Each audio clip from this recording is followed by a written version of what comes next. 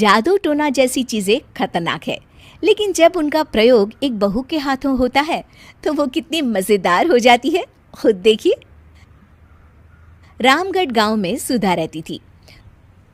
सुधा की सास उससे बड़ा काम कराती, तो पति ऐसा जो ना कभी घुमाने ले जाता और ना ही कभी कोई तोहफा लाता।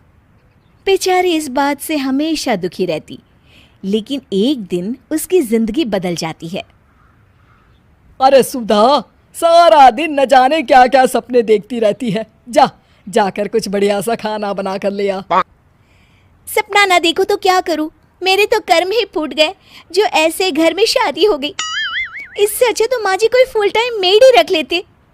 ओहो, बढ़िया ही फुल टाइम मेड रखने वाली।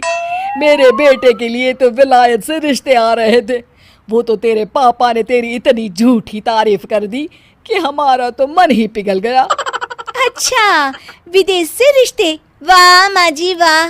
अरे भगवान से तो डरिए, विलायती बहू लाकर क्या गाय का गोबर लिपवाती। बहू बहू होती है, ना वो देशी होती है ना विलायती। बहू का काम सिर्फ सास की सेवा और घर का काम होता है। और सुन, तुझे मैं क्यों बताऊं कि मैं क्या करती? जाकर घर का काम कर। सुधा मन महसूस कर वहां से चली जाती है। शाम को सुधा का पति जल्दी घर आता है, जिसे देख सुधा खुश हो जाती है। जी, आ गए आप? जरूर मुझे कहीं घुमाने ले जाने का प्लान होगा आपका। सब समझती हूँ मैं। अरे नहीं भाग्यवान, घूमना क्या है, बस आज जल्दी बस मिल गई तो घर जल्दी पहुंच गया। अच्छा सुनो, जरा आज शाम की चाय के साथ पकोड़े भी तल लेना, बड़ा मन कर रहा है। सुधा पति की बात सुनकर पैर पटकती हुई किचन में चली जाती है। वो काम करते करते खिड़की के बाहर देखती है कि तभी उसे एक चमकीली सी कॉपी दिखाई देती है। वो खिड़की से उस कॉपी को उठा लेती है और उसे खोल कर देखती है तो उसमें सुनहरे अक्षरों में लिखा होता है, जादुई किताब, इस पर जो लिखो वो सच होता है।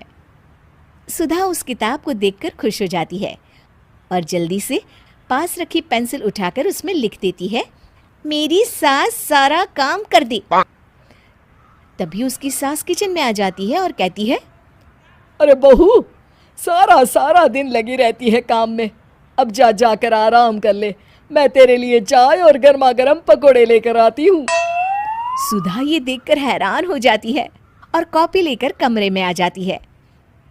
तभी वो देखती है कि उसका पति आराम से बैठकर किताब पढ़ रहा होता है। सुधा झट से कॉपी निकालकर उसमें लिखती है, मेरा पति मुझे घुमाने ले जाए। बस फिर क्या था, सुधा का पति किताब बगल में रख देता है और उससे कहता है, बहुत दिन हो गए हम कहीं घूमने नहीं गए ना, चलो कल मैं ऑफिस से छुट्टी ले लेता हूँ। सुधा ये सुनकर खुश हो जाती है कि तभी उसकी सास हाथ में चाय और पकोड़े लेकर खड़ी हो जाती है। चलो बहू, कुछ खा लो। अरे किस्मत वाले हैं हम जो हमें तू मिली, वरना मेरे बेटे की शादी कहीं तय ही नहीं हो रही थी। कोई लड़की इस घर में शादी नहीं करना चाहती थी। ले बहू, खा ले।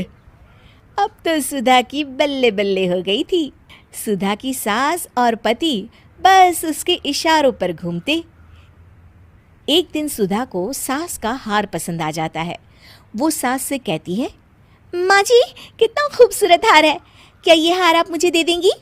ओए होए, बढ़िया ही, मुझे दे देगी? अरे तेरी माँ ने दिया है ना मुझे, जो मैं तुझे दे दूं? मैं अपने एक भी गहने तुझे कभी नहीं दूंगी। तभी सुधा अपने कमरे में जाती है और कॉपी में लिख देती है, सास के सारे गहने मेरे हो जाए। अब क्या था, थोड़ी ही देर में सास एक संदूक लेकर उसके कमरे में आ जाती है। बहू ये ले। ये क्या है माँ जी? बेटा ये मेरे गहने हैं, अब मुझ बुढ़िया पर तो ये अच्छे नहीं लगते। तेरी तो उम्र है पहनने उड़ने की, ये ले गहने तू ही रख ले।